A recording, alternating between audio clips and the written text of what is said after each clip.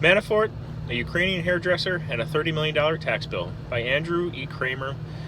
New York Times, Sunday, September 16th, 2018. Kiev, Ukraine. At first glance, what happened to Yevgeny E. Keziev hardly seems like misfortune. Without his knowledge, he says, with unknown individuals set up multiple companies in his name and deposited tens of millions of dollars into those companies' bank accounts. Quote, "Sometimes it seems fun," Mr. Keziev, a 34-year-old hairdresser, said with a shrug during an interview. "I'm a secret millionaire." Until the authorities came calling, that is, seeking $30 million in back taxes. One of the people who did business with a company opened under Mr. Keziev's stolen identity didn't mean anything to him, but the name certainly caught the eye of investigators in the United States, Paul J. Manafort. Mr. Manafort, who worked for a decade as a political consultant in Ukraine before becoming chairman of the Trump campaign in 2016, made a deal worth hundreds of thousands of dollars in a shell company under the hairdresser's name. It was called Neocom Systems Limited, according to a Ukrainian lawmaker. This was just one example of the kind of complex financial arrangements that caught the attention of the special counsel, Robert S. Mueller III, and led to Mr. Manafort pleading guilty to criminal charges on Friday in federal district court in Washington. Looking into tax evasion by Mr. Manafort, Mr. Mueller's investigation found a web of offshore companies, some of which had directors who, like Mr. Keziev, did not even know their identities were being used. Mr. Manafort was convicted in August on 8 counts of financial fraud and evading taxes on millions of dollars he earned as a consultant for pro-Russia political forces in Ukraine. He avoided a second trial by pleading guilty on Friday to conspiracy to defraud the United States, largely through the use of offshore companies, and conspiracy to obstruction of justice. Defraud the United States. That's a lot of people. There is nothing new about Mr. Manafort's use of shell companies to hide and launder money, nor is it surprising that Mr. Manafort should seek to use the scheme of fake directors, say analysts of Ukrainian corruption. It is a common form of subterfuge in former Soviet states, though hardly unique to them. But the role, and sometimes the plight, of the people whose identities were used has gone mostly unnoticed. Page turn. It's a frequent problem, Darya Kalinyuk, chief of the Anti-Corruption Action Center, said, of the directors who stand to take the fall if prosecutors investigate. Sometimes the directors are lawyers or victims of identity theft, she said, but usually it's people who are either alcoholics or in poor health and who simply sell their passports for about $20.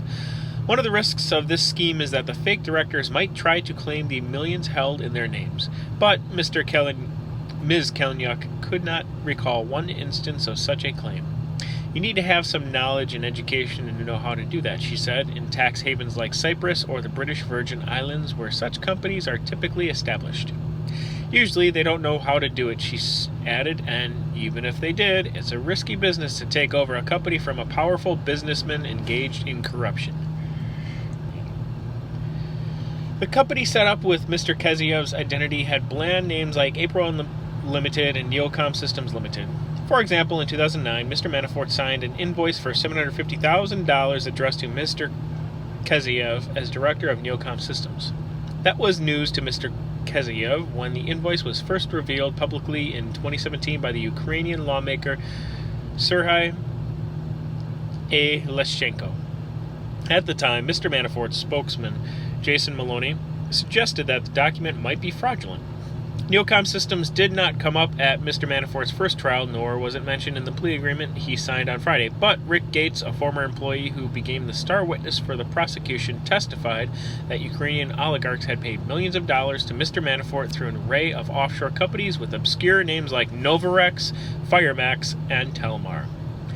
Mr. Keziev said he first became aware of his unwitting role in the creation of at least 3 Ukrainian front companies a decade ago, when the tax police contacted him in 2007 about his purported $30 million tax liability at Regional Insurance Union, a company he had never heard of. His passport had been stolen in a burglary a year earlier. The scale of unpaid taxes, he said, suggested that there were larger sums moving through the company. A slender, soft-spoken young man, then just getting his start as a beautician and hence unlikely to have amassed such wealth, Mr. Kaziev said he was able to quickly convince the police of the identity theft. Yet the companies continued to be used in deals, and one, April Limited, still appears to be open for business, a corporate registry shows.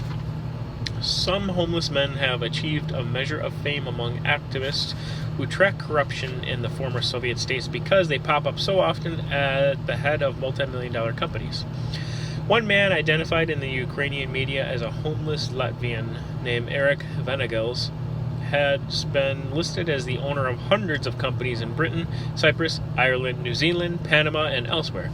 Companies in the network also help finance the private zoo and sprawling estate of Viktor F. Yanukovych, the former Ukrainian president who was the main client of Mr. Manafort. Mr. Manafort's finances also intersected with companies of Mr. Vanagels and another Latvian whose name was used as a director, Stan Gorin. Among the murky transactions these companies engaged in was an almost $18 million deal to sell Ukrainian cable television assets to a partnership called Persicles that was put together by Mr. Manafort and financed by Russian oligarch Oleg V. Deripaska, according to Cayman's Island lawsuit and Cypriot corporate records. Milltown Corporate Services, a front company in Mr. Gorin's name, for a time controlled the television assets. In another notable case, the police in Ukraine last year questioned a barefoot man, Arkady Kashkin, who during interrogation accepted their offers of slices of pizza. He turned out to be named as a director of one of the several related companies that had bought $1.5 billion in Ukrainian bonds, according to court records. In that case, first reported by Al Jazeera, Ukrainian prosecutors said that an oligarch who had since fled to Russia, Serhiy V. Kershenko, was the actual manager of the company registered in Mr. Kashkin's name. A judge fined Mr. Kashkin for willingly allowing his identity to be used in fraud. Neocon Systems Limited, Mr. Kaziev's company, which was opened a decade ago in the Central American nation of Belize, surfaced in relation to Mr. Manafort's dealings in early 2017, several months after the longtime Republican Party strategist had been pushed out as Mr. Trump's campaign manager over his Ukraine work. The invoice had been left in the Kiev office of Mr. Manafort's political consulting business, Davis Manafort International. In the invoice, Mr. Kaziev's name is transliterated into English as Evgeny Kaziev. Mr. Leshchenko, the Ukrainian lawmaker, publicized the find after first providing the originals to the FBI. Mr. Leshchenko said that the company was a front and that Mr. Kaziev had no control over its operations. This was not the first time Neocom Systems has surfaced in a corruption investigation. In a 2012 money laundering and stock fraud case in Kyrgyzstan, the country's central bank listed it as a shell company used for payments by Asia Universal Bank, which was seized by Kyrgyz officials amid money laundering allegations.